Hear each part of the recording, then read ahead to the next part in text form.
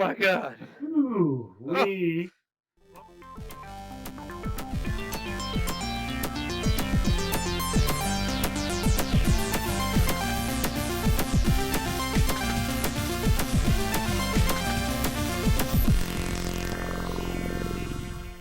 Come check out D4 Tabletop Gaming Cafe at 8228 Oak Street, 2 blocks off of Carrollton in Uptown New Orleans. D4 has everything from TTRPGs to CCGs, including board games that you can rent for in-store play or to take back home. D4 also serves sandwiches, po' boys, salads, and more. So if you're in the neighborhood, stop by Oak Street and check out D4 Tabletop Gaming Cafe, the best critical hit in town. Woo! What's up? Oh my god, dude. It is episode 140 for Comically Gaming. And might be the biggest show of the year, right? It is the biggest show. Well, yeah, until December, so it's pretty much going to be the biggest show. Even taking that into account, that's one event where we got two massive events in one weekend.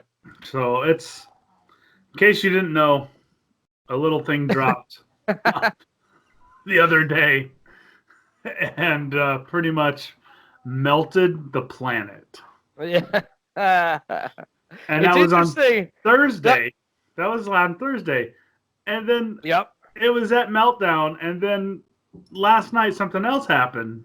That melted it even further. If you thought you recuperated from Thursday or whatever day you watched it, it finished you off. Yeah. So yeah, I ran the full gamut of emotions, but let's hold that for our spoiler talk. We gotta hold back. Yeah. So yeah, we're talking about I'm gonna kick it off right now. Yeah, what's your week? I'm just gonna kick it off because we are going to talk a little bit about what we did this week. But honestly, this entire episode is dedicated to Game of Thrones episode 3 of season 8 and Avengers Endgame. Or like I would like to hashtag here right now, Endgame of Thrones. Endgame. Oh! What? Because, so if you're listening to this, we're not going to have much fluff. It's going to be pretty much a full spoiler conversation on those 2 epic events that happened in a 3-day, 4-day time period.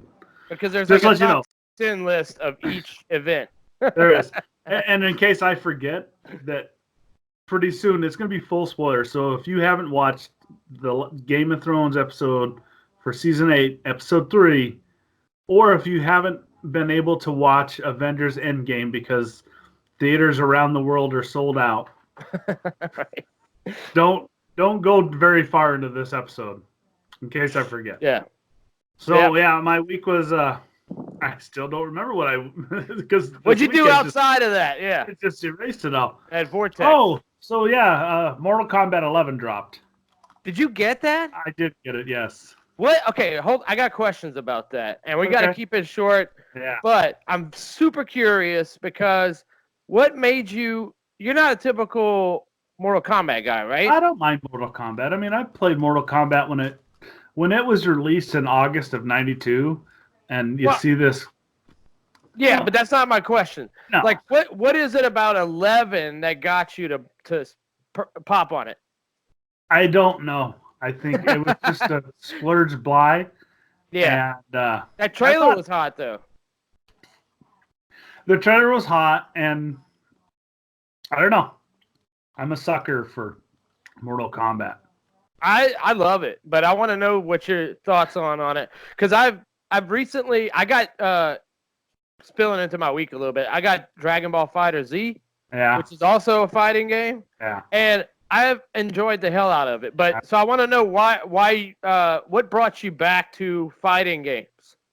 It's just it's a little soft spot, and it's a change of pace. It's fun, and they've made it. I don't know more. I haven't played like any of the story mission yet.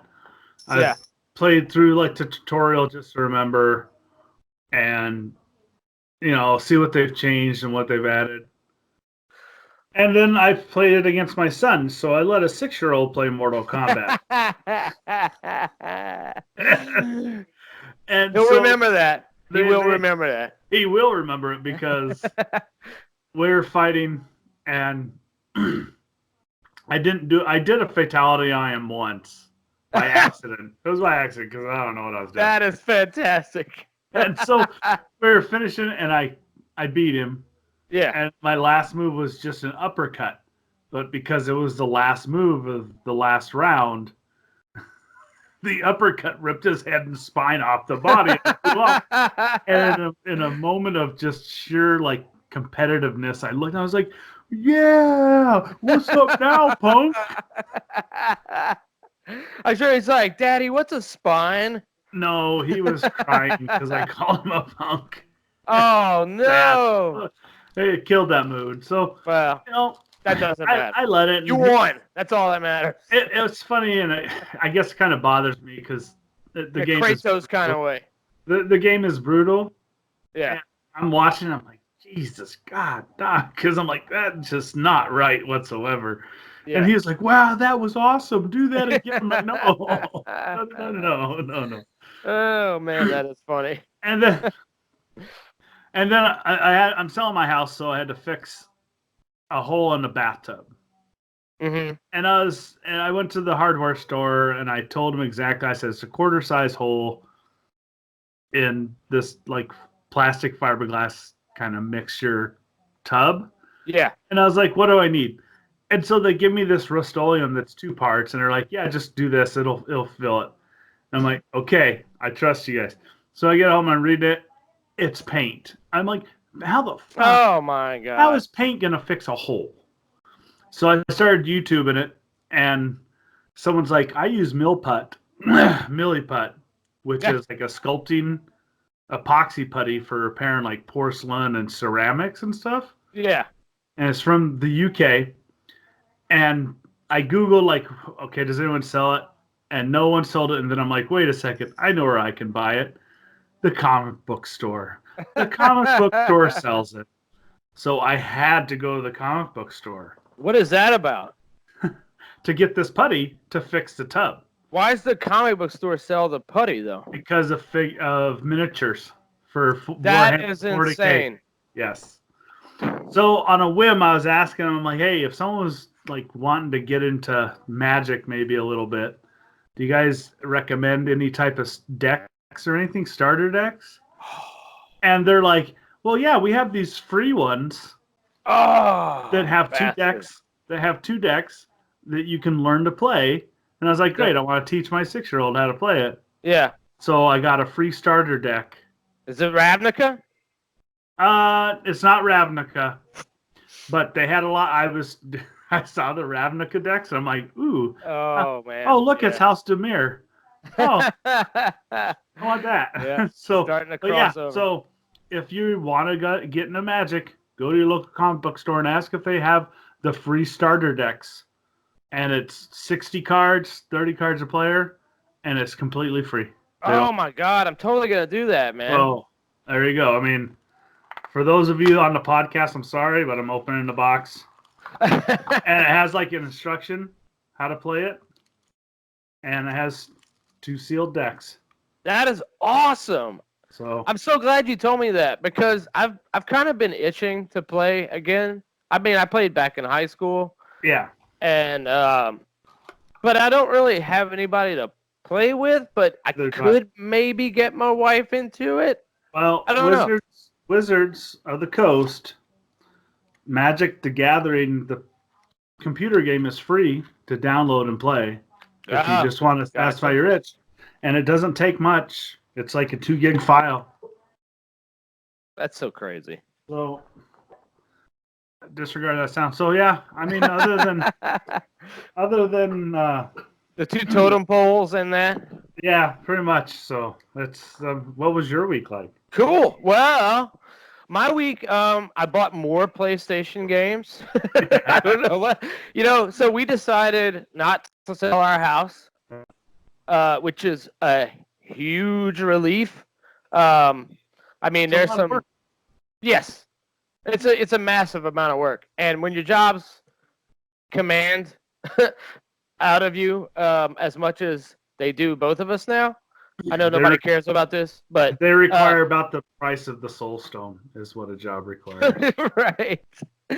Yes. The reason why I start off with that is because when I get more of my life back from not having that, I get to use things and purchase and engage in my cultural side like I wouldn't be able to do normally with my time. So, I bought, first of all, I beat Uncharted Trilogy. Yes, congratulations. Yes. It took me longer than I thought it would, but I think it's just a time management thing, you know. And some of the mechanics got kind of squirrely, just, you know. Yeah. Like you jump at a certain angle and you don't catch, and I don't know. Yeah. There's some of the platforming mechanics are off. Yeah, totally. But great. I mean, just fantastic. Of course, I mentioned this before. I'm glad to be done with it, though. I don't know if I'm going to jump straight into A Thief's End. I don't know if I should. You should. Okay. Yeah. While the story's fresh in your mind and why you still have the basic memory of how the controls work, jump right in. Yeah, you're right. It's just seamless. And yeah. The other two things I got was I mentioned I got South Park Fractured Butthole. Yeah. I didn't like it. My wife thought it was too complicated even for her, and I really got it for her. Yeah. And if she thought it was too complicated, it's turn-based combat, and I don't know, man. I'm not a huge turn-based combat fan. I mean, unless it turns me on like Persona 5. The story got me so much that I didn't mind it, and the turn-based combat was kind of fun. Final Fantasy 15 was a little bit like that, but I don't gravitate towards TBC. Turn-based, yeah. It's just not my thing. But I did get Dragon Ball FighterZ, which in the scope of the last like 4 Dragon Ball games, this is by far the best one. Awesome, just easy sort of mechanics to get into the fighting. It looks exactly like you're playing the cartoon. I mean, like the anime. It's almost like you're controlling the cartoon yourself. You know, the animation. And then also the previous games have all just done the same storyline from the series over and over and over again. And this actually takes all the characters and creates a new story that is like unwritten up until that point, which is awesome. I'm just starting it, but I learned all the mechanics and the tutorials and stuff, and I totally dig it. And then the last thing is I started reading 4 Past Midnight by Stephen King. Okay. Which I actually read ages ago. But I have not read Stephen King as an adult, and I'm curious because I grew up on Stephen King like in my teen years, you know. And I wanted to see if it still held up, you know. And it holds up, but in a very different way. It's super easy to read. I mean, you can just blitz through chapters. It's not dense at all. It's super light reading. Oh yeah. But it is unsettling. I mean, in a way, you know, that Stephen King is expected to be. Yeah. I'm just on the Langoliers right now. That's it. But highly recommended. The story out of the 4 here that terrified me when I was younger was the Sundog. Okay. That's the one that I recommend people read. I haven't gotten back to it yet, but as soon as I finish all 4, I'll report back with it. I read a ton of comics, but I got this massive graphic novel that Josh of the Labyrinth Lifers fame recommended to me at the shop called Mind Management by Matt Kent, and it's crazy. It's hard to describe. Yeah, but you got Bendis on the back saying best first issue I've read in a long time. Mind Management. I mean, if you look at the back, it's Mhm. loaded with accolades from like NPR, Entertainment Weekly, Damon Lindelof from Lost, and apparently there's like 2 more of these. Jeez. So it's a big series, but it's good, man. It's about psychic warfare and the FBI and paranoia, and it's crazy. It's really good. It's really good. I'm almost halfway through. So that was my week. Wow. Well, we're about to get to everything else. So.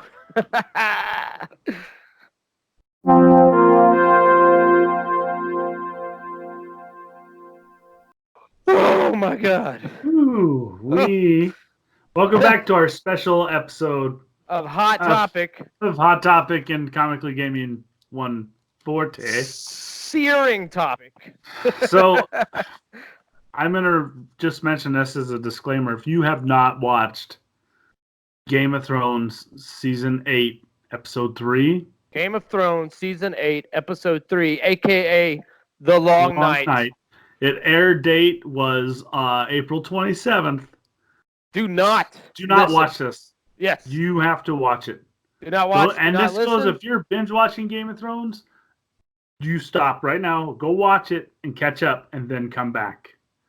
Because this is it, people. This is will resolution time. This will spoil probably the greatest the greatest TV episode I've ever seen. All right. It was fucking awesome. Why don't you kick off with your thoughts first? Because I got a whole freaking set of notes, and I don't even know where to begin. When I first, as it was going on, it was like I don't know if it was halfway through, because, as they said, this is probably the longest. This is the longest battle I've ever watched in a TV show.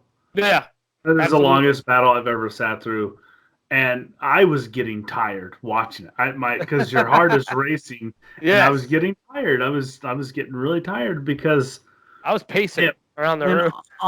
It went on. It didn't drag on.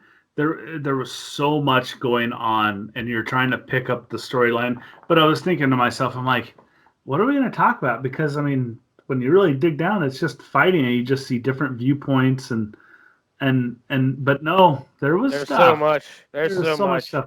First of all, I love. It's known that shows in HD, anything that's in HD, has a hard time when it's dark. Right. And you know what I did to correct that? For people that want to watch it again, I actually adjusted the settings on my TV, and it worked. Oh yeah.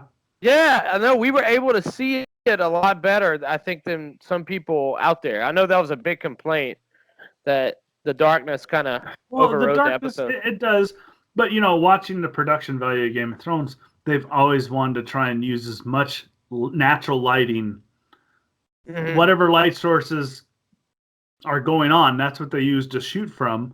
So you do get a darker tone to it because they use candlelight and torches and fire. Yeah. And I think that they kept it dark on purpose to help hide some of the shortcomings they might have with CGI. Oh, absolutely. Yeah. And so it worked. And it also gave you, it added that element of terror, because this is probably this is like the horror movie homage of Game of Thrones. Oh, I loved it. Because it was a zombie movie, and it was somewhat like World War Z, very much like World War Z. Survival horror, like they mentioned. It was awesome. It was awesome. And I mean, you start out, Melisandre walks up to the Dothraki, and she lights their swords on fire, and it was awesome. At first, when you see it, you're like, oh, that's a good idea, add fire to their weapons to help kill the... Right. Oh, it was actually very visually done well, because you see them rush off, and you get the viewpoint from the battlefield, and then you get Daenerys and Jon are up on that mountaintop. You see them rush over, and they're all fighting. You see the trebuchets going, the catapults going with the fireball. That was awesome. Right. But then you watch from a distance from the line in front of Winterfell, and all of a sudden you see those little dots of light start to go out. Twinkling out. Out. Very symbolic. Very symbolic. And metaphor. It was awesome. Absolutely.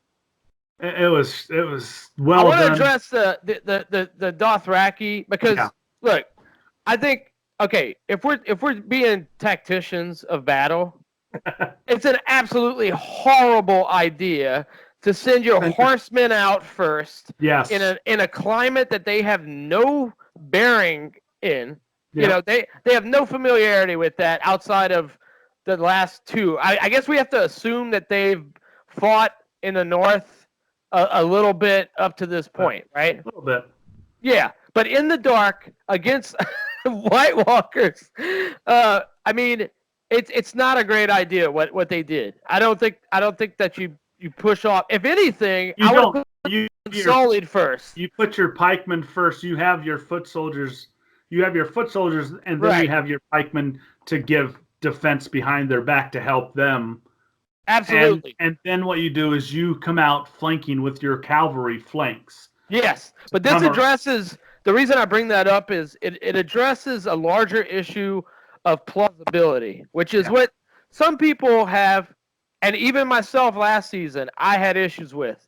Mm-hmm. But for some reason, I just suspended it because the moments were so big in here that a lot like Endgame, I was racing moment to moment, and I didn't really have time to sit there and analyze and process like, well, is that a good idea? Would this have happened? Yeah. What's going on?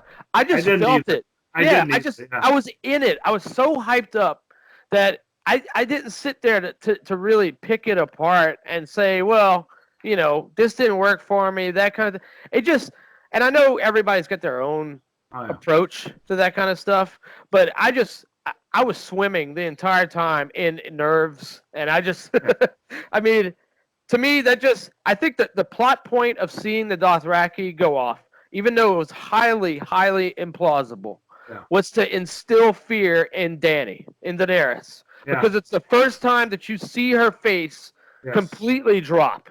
Yes. And she had never done that up to that point, except maybe season 1 when she got traded, When she got sold to Khal Drogo, Right. Well, you have not seen that in her, right? And you're right. It was kind of a dirty move because she had always seen the Dothraki were always invincible. There were these fierce horse warriors that everyone wanted, and when she came over, she had that arrogance to think that with my Dothraki, I'm going to rule the battlefield and wipe out the Westeros. That's the first thing that gets cut. Yeah, and they pretty much showed her that, you know what, your Dothraki ain't shit. Yeah, they neutered her. I mean, they essentially neutered her in that moment. And so that begs the question, who came up with the battle plan? Because you never saw the planning. So who came up with that battle plan? Because that's the person that's trying to undermine her. Yeah. Who don't you trust now? Who don't you trust? Yeah, no, absolutely. I know some people had issues with the camera cutting back and forth between scenes. With what? Well, just between the dragon fight, between the fighting inside Winterfell, between the crypt, it was very jarring. But I thought that led to the exactly. I thought it led to the paranoia and like the heightened sense of awfulness of what was going on. And I also wanted to give you they wanted to keep time consistent for the battle for the viewer, so that you knew that meanwhile, while this is going up here, this is going to happen. But I mean, nothing happened in the crypt until later. So right. I mean, it sort of. I like the two different views. If I was going to quibble, I would quibble about the dragon flights and the dragon fight. It was hard to see what was going on. Absolutely. But it makes sense. I still loved it. It makes sense because if you're from the ground watching two dragons fight, you have no clue because you're just gobsmacked by what you just saw. Yeah. If you've never seen it before. I don't think there's any way to really show that, especially in the sky with the, at night. It's not like Top Gun where you're watching two fighter jets go at each other and you can sort of, even that's disjarring because you don't know which one is where, what the lead plane is, what has angle of attack. Right. It's like dragons. And they got surprised. I mean, and then, and you're right about Dothraki first. It was kind of demoralize Dany and bring her to reality. Yep. because they had foot soldiers, but do you think the wildlings were dumb? They're not dumb. They're hanging out back. Yeah, exactly. And I think they were more suited fighters against it than the Dothraki. They've dealt with them more before. They have, and so they use the Unsullied. Once that horde of zombies, White Walkers, broke that line and came rushing out of the dark, and it was beautifully done because you see all the lights go out, and then it's just sort of silence, but you hear something, and your mind plays tricks on you in that kind of environment, and all of a sudden you have this just horde, and they were just frenzied attacking, just full on, go for it. And you bring up a good point. The suspense that was crept in with the music. The music played such a huge part in this episode because the strings at the beginning and the piano at the end was just so surreal and not just creepy. It was like you said, demoralizing in its own sense, right? Like it totally broke you down. You thought you were watching the death of basically everybody. And the whole time I'm watching this, because after they get to the Unsullied, are pretty much just cannon fodder. Yeah. And they held it, but Grey Worm, he skipped back to pull the bridge, and they pulled everyone to Winterfell, and then they went to light the fires. Melisandre again lit the fires because Danny and Jon thought they could get a jump on the Night King. That didn't work out. And that leads into what the actual plan was, which it does. Is to bring them in, and they did that, and they stormed the castle walls, and you sit there and you see the talking and the fierce fighting. Arya shows that she's a badass on the wall with that spear. Oh, right. Before she, absolutely. Yeah. And that was the spear that Gendry made her. Ah, okay. And I was wondering. And Davos was watching her just like, good God. It's like, holy shit. Dude, let's say something about that too, because we knew Arya was a badass rogue, right? Yes. Like that's her role. But most rogues cannot fight with like that. a fucking pike in the midst of battle, and it just shows how across the board she is as a badass, seasoned fighter. Yeah, I mean, even then she gets, she does get overwhelmed. She gets tired too, and I think that's why it was so long, is because I was getting tired watching it, and they were just getting exhausted. So that's how the Nightwalkers would win anyways, is by attrition. Right. Because they don't tire. They don't feel pain. They don't tire. And they just keep coming. And so, it swarms over that wall, and people start, holding them back for a little bit, but you knew it wasn't going to last very long. Well, I didn't know what was going to happen because, I was like, are they really going to kill everybody? Because many people have posited that most of the cast might die in that battle, which is not unheard of with Game of Thrones, killing that many people off at that time. But then the pivotal moment happens, and we see Arya roll a 20. Yeah, she rolled a fucking 20. Which you pointed out, I thought was just fantastic. That moment, But you jump ahead. Right. You jump ahead because the dragon scene, it'd been nice to have a slower fight, a pan back camera to see it, but I liked how it was in there, and it was jump cuts. It was pretty much a jump cut the way they shot it, because you got discombobulated. There was no flow. I don't even think they kept with the same rules, the 180 rule, where you switch camera views on the same side of both the people talking and fighting. And so you just see like teeth gnashing and claws, because it was dark. You don't know. I had no idea who was winning and who was losing. Yeah, you don't know. But still one of the best dragon fighting film, crazy dragon fight. Yeah. That's a film. Absolutely. And just how much they put on the dragons doing the strafing runs of fire. Yeah. Which the only complaint was why did John sit on the castle of Winterfell overlooking where Bran was when he could have strafed around the front of the castle and taken out some horde that was just coming over the walls, sort of bring that down a little bit.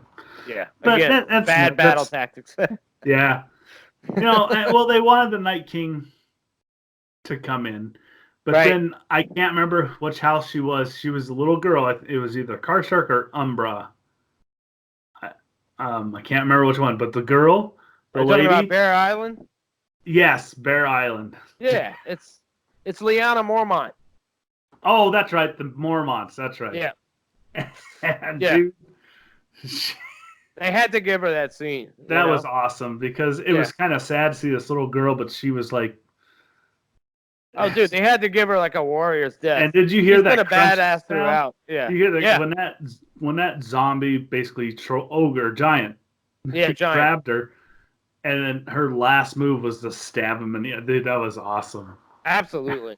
No, I think she more than earned that. They mentioned that at the end. I think the creators that she was never meant to be a big character in the show.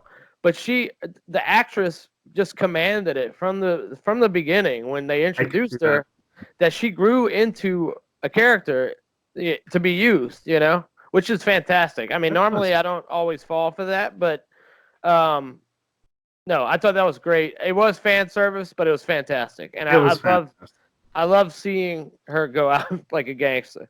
So when Arya finally gets knocked down from the roof. And you see her in the library just quiet as a mouse. And you wonder, why is she being so quiet with the White Walkers in there? Yep.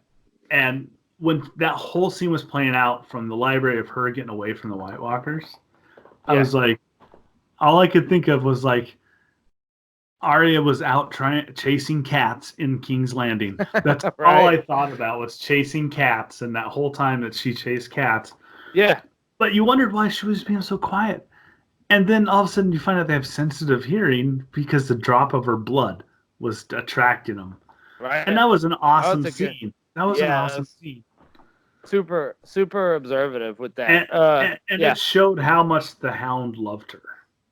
Yeah, because he, every time that he's had to rise to the moment, he's failed up to this point, right?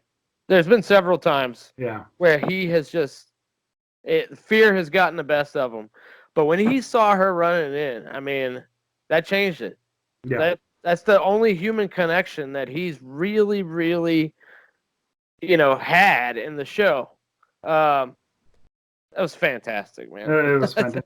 And I can't remember the guy's name with the flaming sword. That is Beric Dondarrion. And, and Melisandre said he fulfilled his duty. He came back 19 times, and his duty was to save Arya. Much like Melisandre. Yeah. Melisandre, once she was done, she took off that choker and dust. Yeah, she knew it. She was Thanos, basically.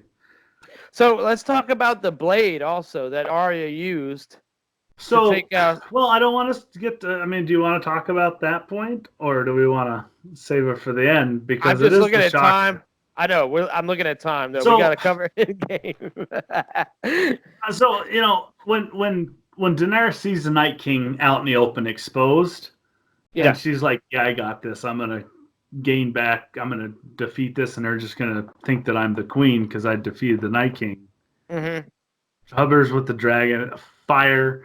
As soon as the fire hit and they focus on it, I was like, he's going to live. He's going to survive. He's going to walk out of the flames like the Terminator. Yep. And, absolutely. And they died out, and she's all like, that didn't work. I'm like, no shit, that didn't work. That's like the second or third time that her bravery or her sense of bravado was like repelled, basically, Pretty much, yeah. Sort of, tells her, you're not really worthy to rule because you made a bad choice. But then Jon trying to think that he's going to track him down when he's running after the night. I'm like, well, you're way too loud, dude. Yeah. And the dude stops, turns around. He's like, nope, round 2, fight. Yep. That smirk he gave was priceless. I know. Oh, it was so good. And then he just raises the dead. And round 2 of everyone that died, guess what? They get to die twice. I get zombie Dothraki. But the craziness is it raised everybody down in the crypt. Yes. And I'm glad they didn't do it. It might have been cheesy, but I was half expecting Ned Stark to face Sansa. That's what I was expecting. That would have been crazy and been fucked up. But I did not even think about that. That's all I thought about was because that's all I thought about. But what about that look between Sansa and Tyrion down there? When they're hiding out. I thought it was a death pact, man. I thought it was like, I thought it was a death pact because before she had talked to him saying that he was the best husband that she had so far. Right. So I almost thought it was like maybe like, well, we're in this together. It wasn't that. Let's just be happy and let's do this. Also, what I thought about was how horrible they felt that they, because they're royalty, had to ignore the pleas of their people and could not go out there. Like they had to continue on their lines, right? Yeah. And typically you wouldn't think about that as being of importance, but honestly, it was a mix of fear and being conscious of who they were. Yeah. And it's terrible. I mean, it does not leave you with a good feeling at the end of it. People dying around you and you're not doing a thing about it. Correct. And I made that prediction. I called it, and it wasn't that hard to figure out that Theon was going to do the ultimate sacrifice. Right. Totally redeemed himself by protecting Bran to his death. Yes. And that was done really well. He got to go out like a hero. We knew it was going to happen, but it was still good. And Jon being pinned down by that frost dragon, that was weird, dude. It was crazy because the Night King's walking up to Bran. And when Bran gave him his creepy Bran look in a wheelchair, I swore I thought they were going to have a line like Bran. I swore I was waiting for Bran to call him by a name. There was a sense of like they knew each other. Yeah, right? Well, and they did because he's always after Bran, the Three-Eyed Raven. Right. But I thought up and down that the Night King was a personification of some ruler. That was his like sentence in hell or something, was to come back in this persona. Yeah. And I have to expect him to call him like Aegon Targaryen or Rogar or Ned or father. Right? I know. I'm still not totally convinced that they don't know each other outside of just that relationship. Yeah. You know what I'm saying? And so the final coup de grace that makes this like the greatest thing you've never expected is, as you see the Night King reach back to grab his sword to kill Bran, you see his entourage of I guess, councilmen. 14. Yeah, it's council. 14, yeah. You see that wisp of air hit the hair going the opposite way. The fucking Arya jumps out, and I was like, holy okay, so she came from the tree, right? She had been in the tree. I think so, yeah. Yeah, that's what everybody's speculating, that she actually, because, and my wife brought this up, she was like, why did Arya know to leave the castle at that point? Yeah. Why did she leave just all of a sudden? Yeah. Like she had a direction in mind. Yeah. And that was the plan all along. No, that's it. She went to get up in that tree and wait for him. Yeah. Well, I thought it was over because he stopped her at the last second, caught her in the throat. And in that instance, I was like, motherfuckers, if you kill Arya, I'm going to stop watching this fucking show right now. Right. Because no. And, she drops that knife and stabs the knife. And that knife was Lord Baelish's knife. That was the knife that started the whole thing. Absolutely. At Winterfell. So it was supposed to kill Bran. It was supposed to kill Bran. It protected Bran. Yep. And absolutely. It was a jaw-dropping moment and just something you'd never expect. And you're just like... Everybody, I think we all just, the whole world was shocked at that point. It shocked the world. It did. It shocked the internet. I know. And so, outside of that, where do we go from here in these last 3 episodes? There is no army. There's no army in the north. Seriously, right? No. I'm trying to think of who is left. I mean, do the Dornish even have anybody? See, I was thinking Dorne. Dorne might have something, but they'd have to get them from Dorne. Well, they could flank from the south, you know. But everyone's dead that had a hatred for Cersei because they killed them all, poisoned and stabbed and murdered. So I know that people thought it was anticlimactic to an extent because we got this in the middle, right? Yeah. With 3 episodes left. Yeah. We got this, but the Night King has never been. Either. I mean, maybe in the book he was the ultimate goal, right? But here, this is called Game of Thrones, and you know we're done with that. The real battle is for that throne. I know that, you know, life and death and ice and fire. That's the whole book of, you know, series of books. But look what Ciri's got waiting for, you know. And also, you've got to think too that we don't know where Bronn is with the crossbow. Right. We don't know where Bronn is. Yeah. So how good is his loyalty? Is his loyalty seriously to Coin, or could it be to Jaime and Tyrion? Yeah. I mean, he's going to have to decide that. Yeah, that's a brilliant point, man. I did not think about Bronn. I mean, there's, to me, like, I realize that it is highly anticlimactic, but I think there's a lot of suspense left. And you still have Theon's sister with the Iron Fleet at the Iron Islands. Right. You still have her. But you got the Golden Company on with Cersei. You've got 20,000 Greyjoys, right? And half the Greyjoys, half the Iron Fleet, basically. But there's no way to bring troops anywhere else unless someone set something up long ago. Because a Raven, unless you threw Tyrion on the back of a dragon and flew his ass to the bank, with a note saying that, you know, the funds that Cersei said she had to secure the 20,000. What if that's null and void? What if it's not backed by anything? Yeah. No, that'd be a kind of a cheap way to do it, but I don't know, man. We'll see. It's interesting. There's no army. So that has been the heavily spoiler hot topic that was way drawn out. Woo, man, what an episode. Thank y'all for checking it out. Peace.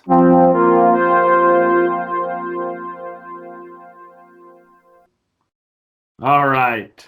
Woo! Part 2 of this madness. Part 2 of this show of spoilers is what this is. CG Comically Gaming 140 is going to be just the spoiler show, because now we're rolling into I don't know how to describe it. It was Avengers Endgame. If you have not seen it, stop it right now. Go watch possibly the greatest comic book film of all time. No, it's not possible. It is.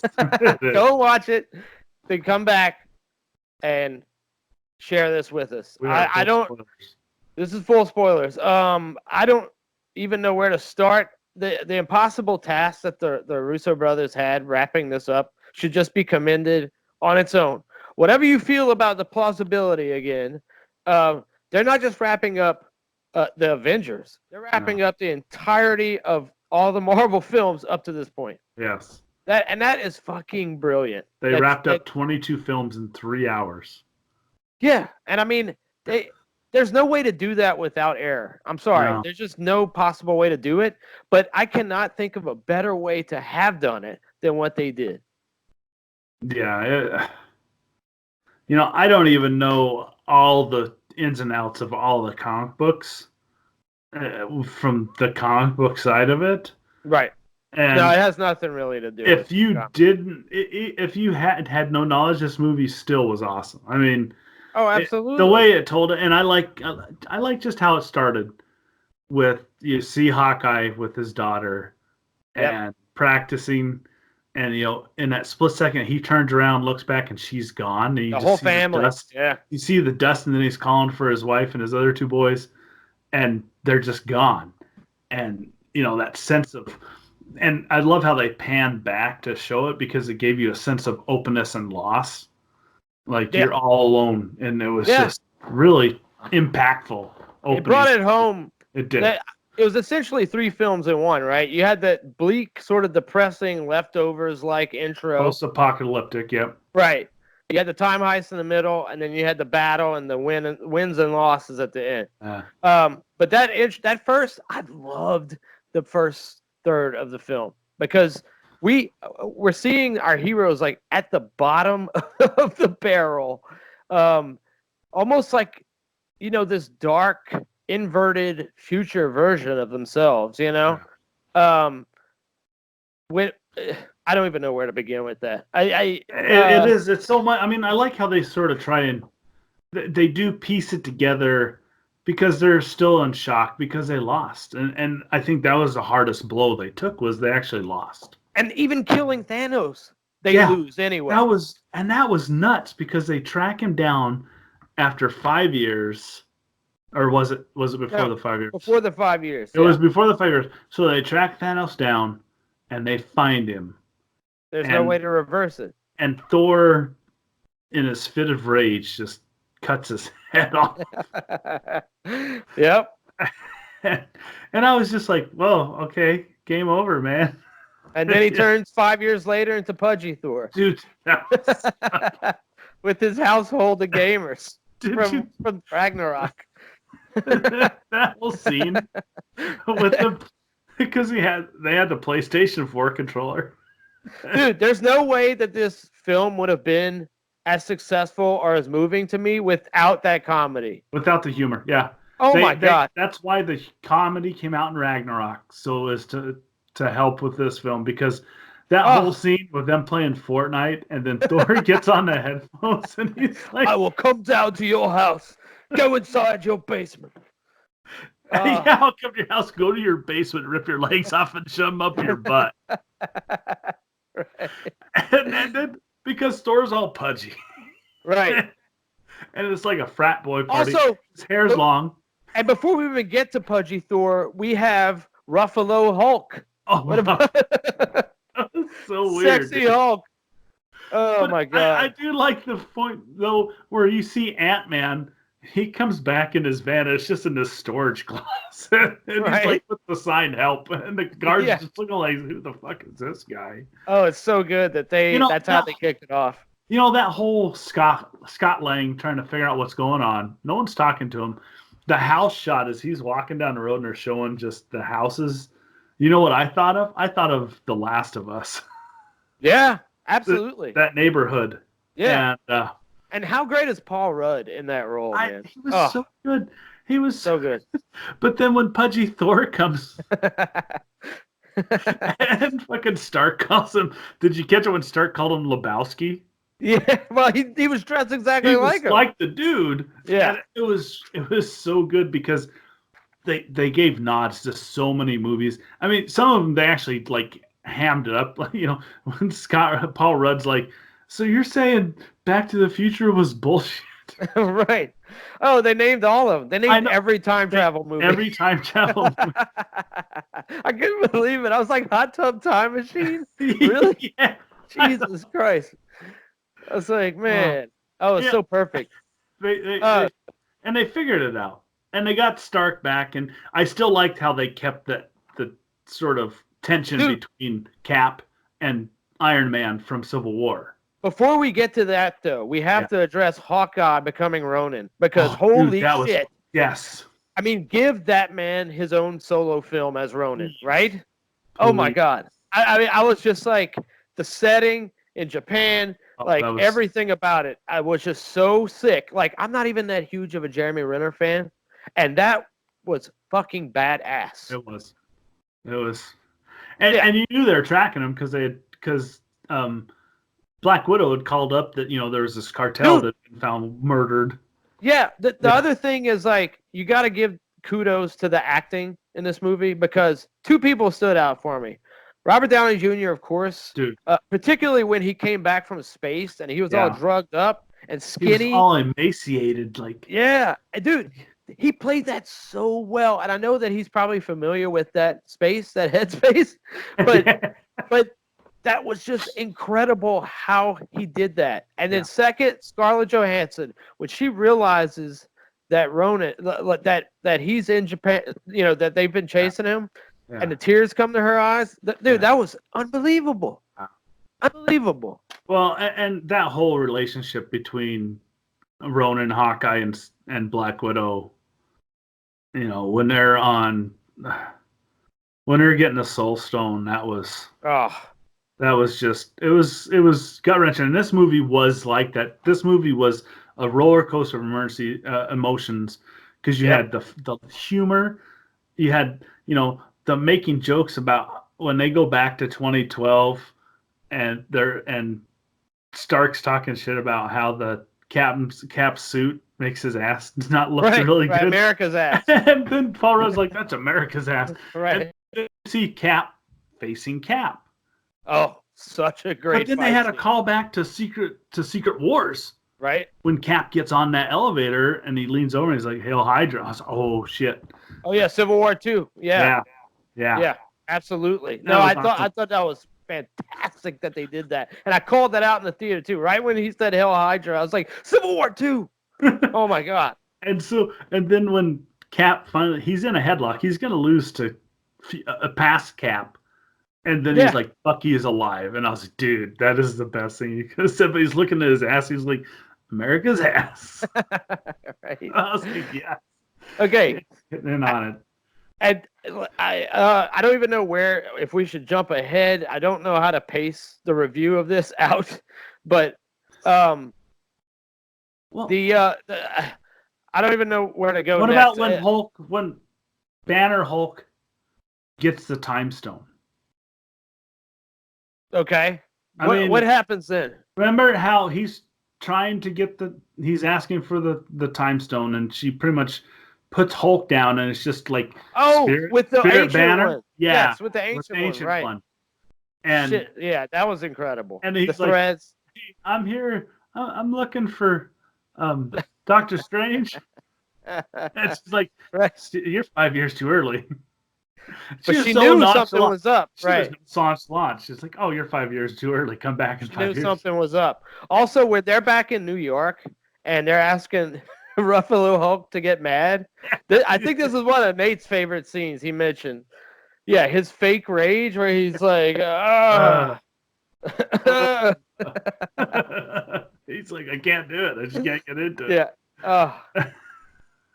The other thing is Loki getting the Tesseract back. See, now I can't remember. I don't remember that happening before. It didn't happen before. So where's Loki now? So it leaves an unopened question. Where's Loki? Absolutely. And they did not answer it in the film, which leads me to believe that this is going to be the premise of his show on Disney Plus. Ah.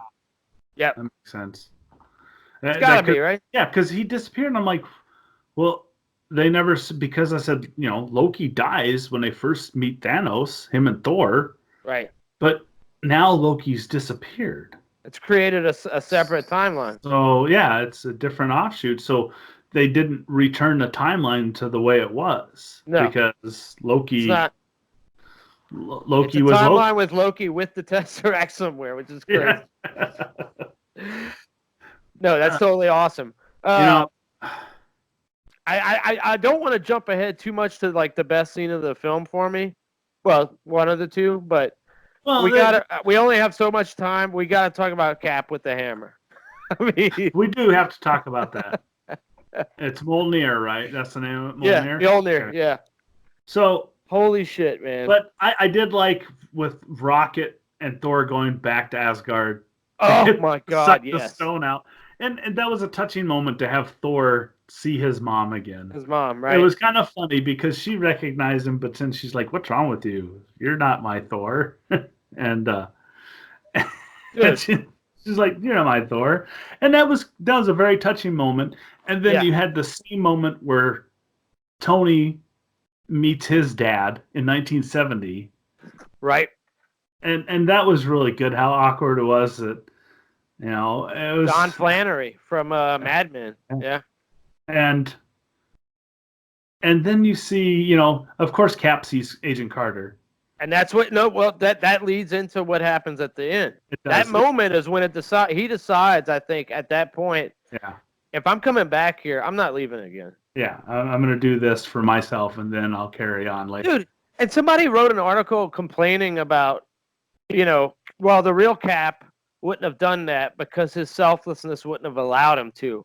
Dude, he's given his whole life up to that point. Yeah. He defeated Thanos. Yeah. He fucking held Mjolnir in his hands. Yes. He fought World War II.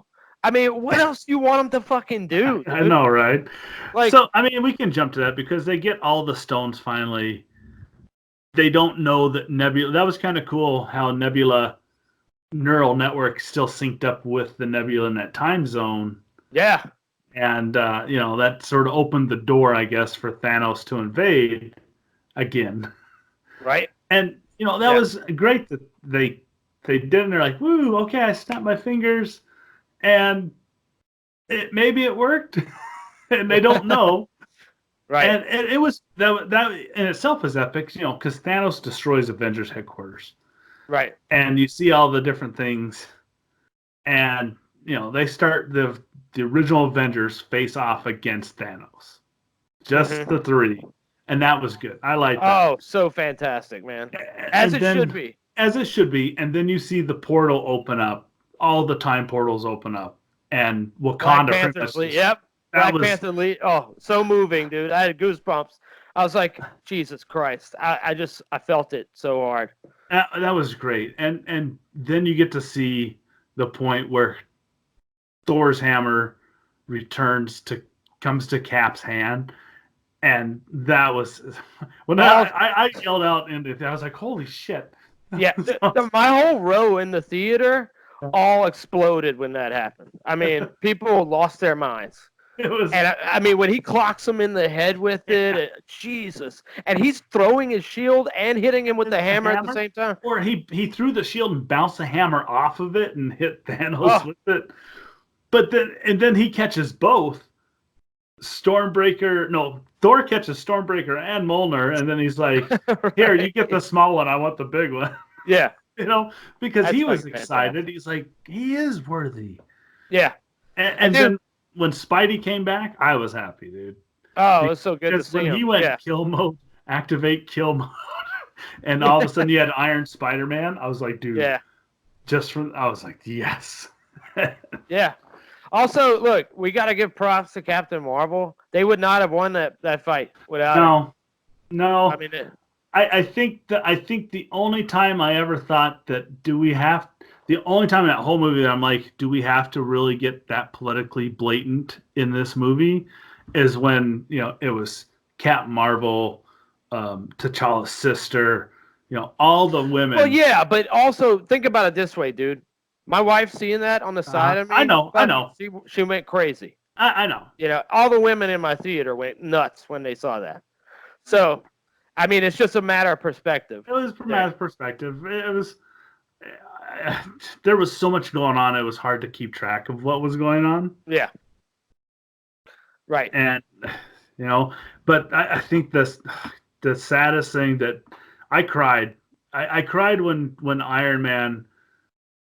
We knew it was coming. When Doctor Strange pointed at him and did this, I knew one finger because he had told him. I said, "There's only one. If I tell you," and when he did the finger, I knew it was coming. Yeah. But when he snaps it, he's like, "I am Iron Man." I was like, "Yes." Yeah. He snapped his fingers. It's so moving, dude. And it was so. It brought me back to being a kid. It was sad. And then I think what turned on the waterworks was. Once they defeated Thanos and you're at the funeral for Tony Stark and a little girl watching the hologram and Tony's like, "I love you 3000." That's when it hit me. I was like, Jesus. Yeah. See, what hit me was Potts when she says she's telling him it's okay. Yeah. We're going to be okay. You can rest. Oh my God. Yeah. It was so bad. I was dying. I could hear sniffles and blowing noses all over the theater. Yeah, absolutely. And I was just like, oh. Dude, I just, I gotta say, it was just, I walked out of that theater realizing, like, oh my God, it's like all my childhood dreams of seeing this kind of stuff on film. This was the most perfect representation of that. I mean, I was brought back to, and even though it doesn't share the same content, I was brought back to that original Infinity Gauntlet series because that had such a huge effect on me when I was younger. Like, my life changed after there's a before and after comics for me, right? And reading Infinity Gauntlet is one of those moments. This felt like that all over again, if it was possible, And I can't even imagine being a kid and seeing that. No, I know, right? That's going to be their Star Wars, And we've said that MCU is the Star Wars of this generation. Right. And I get this feeling that this year is going to be a great year just for films in general. Yes. This year is going to be a great year for film. This is my only worry with Marvel, MCU particularly. How do you top that? You can't. I don't know. I don't know. Where you go from that, because we're talking about a 10, 15-year plan. Yeah. And to replicate somebody like Robert Downey Jr. in the role of Iron Man. Yeah. Or Chris Evans as Captain America. That is so Chris Hemsworth, hard. anyone. Yeah. It's so hard to pull off that chemistry. You can't purchase that. And I just worry that they're not going to be able to get that level again. We'll see. Well, and maybe I'd be down for a movie that shows what happened to Cap when he returned to Stones, because you see him pass the mantle off to Sam. Yeah. And that would not have happened if it hadn't been for Black Panther's as big as pop. But that wouldn't have happened, I don't think. Dude, I gotta say also, in a majority black city like I was in, the fact that Captain America gave his shield to an African American man, an actor that's from New Orleans, mind you, was a very moving moment. Oh, I bet. For people in the people in the theater. That was a big deal. It was awesome. That was more than just a film. You know what I'm saying? The question is what happened to Thor's hammer? Where's Thor's hammer? That's true. He didn't have it. And it was just I loved the pacing of the whole movie. I know some people said there were some slow parts, like the beginning was. I'm sorry. I loved it. The pacing where I didn't really realize I was watching a 3-hour movie, because they flow of the storytelling was so on point that you didn't get bored. You didn't get enough time to have that slow moment. Oh, absolutely, dude. I mean, it really did not. I looked halfway through just to see, and I was like, you got to be kidding me. It just felt so dense and filled to the brim with ideas and crossovers and like exchanges, story wrap-ups and character depth. All that was just packed into it. God bless freaking Bradley Cooper as Rocket also. Oh my God, dude. Rocket's... I have to say that. So then that's the other thing is how are we gonna do Guardians of the Galaxy 3? Thor's in it. Thor's in it. But no, I'm saying because that present Gamora was sacrificed for the Soul Stone. So now you have past Gamora coming in. She doesn't have the same feelings for Quill as old Gamora, she's got to get acclimated. And she wasn't in that shot when they were leaving. Right. When Quill and Thor were like, who's in charge? I'm in charge. No, yeah, you are in charge. Right. So, but where's Gamora? Where's Gamora? We'll see. We'll see. It's crazy. That was our Avengers Endgame special. Avengers. Make sure you check out all the cool stuff, and don't forget that Spider-Man Homecoming. No, wait. Far From Home. Far From Home. Technically the last one. Yeah. Yeah. So, Spider-Man Far From Home coming out in July, so you can still get your fix. But if you've seen an Endgame, go watch it again. I plan on watching it. We'll watch it again. Yeah, absolutely. Watch it. So, I mean, that does wrap up this edition of Comically Gaming, episode 140. The ultimate epic TV movie cinematic explosion.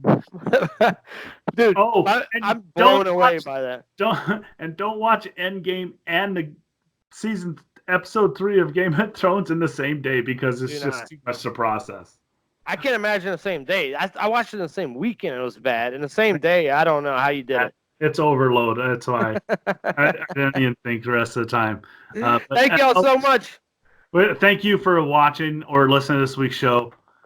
Please consider supporting us at patreon.com/GCandC as low as $1, which is a mere pittance compared to the price of a movie ticket to see Endgame or a subscription to HBO Go. Totally worth it. So check that out. To support us for $1 a month, it's not very much. You really can't do much for the $1 because you can't even buy stuff on the dollar menu because there's tax, and we don't have any tax. So you actually get it worth your $1. You can find us on Twitter at GCandC and join our Discord. We have a spoiler channel for Endgame, and we have a spoiler channel for Game of Thrones, and you can just nerd out with the rest of us and throw crazy stuff. Plus, we have video game talks, and it's awesome. Join in the moment. And while you're joining in the moment there, grab a t-shirt, a hoodie, a mug, or a sticker from the Games, Comics, and Culture store at teespring.com. And, of course, we always end this with thanking Fred Thomas for our opening music and Xee Reiter for our beautiful logo. Word. Thank you so much. Thanks, everybody. It's been real. I love you.